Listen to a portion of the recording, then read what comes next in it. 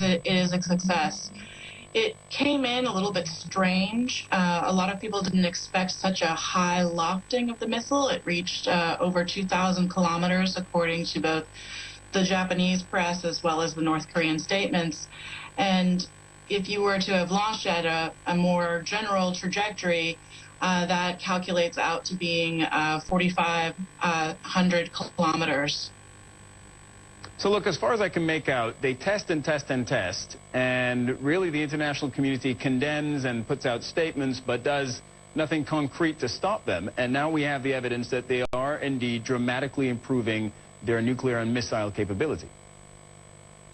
Yes, unfortunately, the diplomatic community finds itself in one of the most awkward positions, and that is that there are really no good solutions at this point. Neither sticks nor carrots have worked in the past.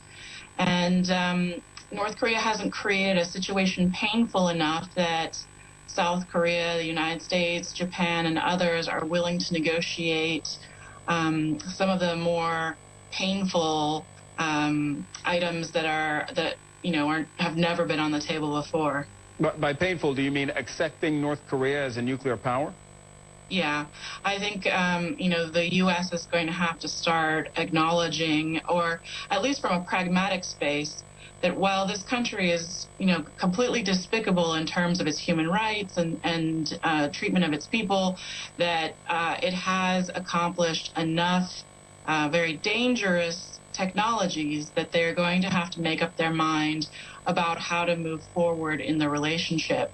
By developing missiles at longer and longer ranges until eventually they can field an ICBM or an intercontinental ballistic missile that could hit the United States, North Korea is going to be able to start negotiating even harder. And by that I mean they're going to be able to hold the United States at risk while doing what they want with South Korea, and that could potentially cause a wedge between the alliance of South Korea and the United States, and end us up in an even more difficult position than we find ourselves today. But North Korea says that currently they can hit Guam, the U.S. military base in Guam in the Pacific Ocean. And they also say they can currently actually have the ability to hit the mainland United States. Well, there isn't any real evidence that they can hit the mainland of the United States, but U.S. personnel and troops in South Korea, Japan, and now Guam are in range of their missiles. This is one test that was successful. We're not yet sure how good they are at aiming, but the terror quality of the weapon is probably enough to do what North Korea really wants, which is just to sort of terrorize while it pushes ahead with what it wants to do politically. All right, Melissa Hannum, thank you very much for making it a lot clearer. Thanks a lot. Thank you for having me. U.S. President Donald Trump says he could announce a new FBI director by Friday, but there's a lot of pushback, especially among Democrats. The abrupt firing of James Comey prompted new calls for an independent prosecutor to investigate whether or not the Trump campaign had indeed ties to Russia. Well, President Trump denies that there ever was any collusion, and he has pointed to the Senate testimony of the former U.S. Director of Intelligence to support that claim. Earlier, James Clapper set the record straight on CNN. I deferred to the FBI director, both Director Mueller and then Director Comey, as to whether, when, and what to tell me about any counterintelligence investigations that they might have underway. So it was kind of standard practice. My statement was premised on, first, the context of our intelligence community assessment on Russian interference with the election. We did not, there was no reporting in that intelligence community assessment about political collusion. I did not have any evidence. I did not know about the investigation. You didn't even know that the FBI was conducting an investigation? I did not, and even more importantly, did not know the content or the status of that investigation. And there's all kinds of reasons why that's so, but these are sensitive. We try to keep them as compartmented as possible, and importantly, these invariably involve U.S. persons. And so we try to be very differential to that. This week, with the president firing the FBI director while this investigation is going on, and then saying that he was thinking about the Russia probe when he was making the decision, Have we crossed a line here? Well, I will just say that the developments of the past week, very bothersome, very disturbing to me. I think in many ways our institutions are under assault, both externally, and that's the big news here, is the Russian interference in our election system. And I think as well our institutions are under assault internally. Internally from the president? Exactly. Because he's firing the checks and balances. Well, I think, you know, the founding fathers, in their genius, created a system of 3 co-equal branches of government and a built-in system of checks and balances. And I feel as though that's under assault and is eroding.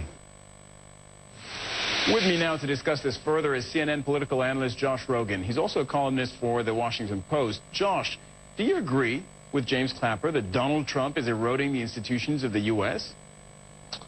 I agree with DNI Clapper that there is an attack on those institutions coming from the Trump administration, and this is the biggest test of those institutions that we've seen in modern history, and it remains to be seen whether or not they'll survive. I mean, a lot of what keeps the U.S. government in check is the agreement of those involved to abide by basic norms, and President Trump has decided to ignore several of those norms in his attack over the last few months on the judiciary, on norms of transparency, on various oversight mechanisms, conflict of interest rules, ethics. But look, Josh, isn't he just using robustly, admittedly, the powers that are available to him?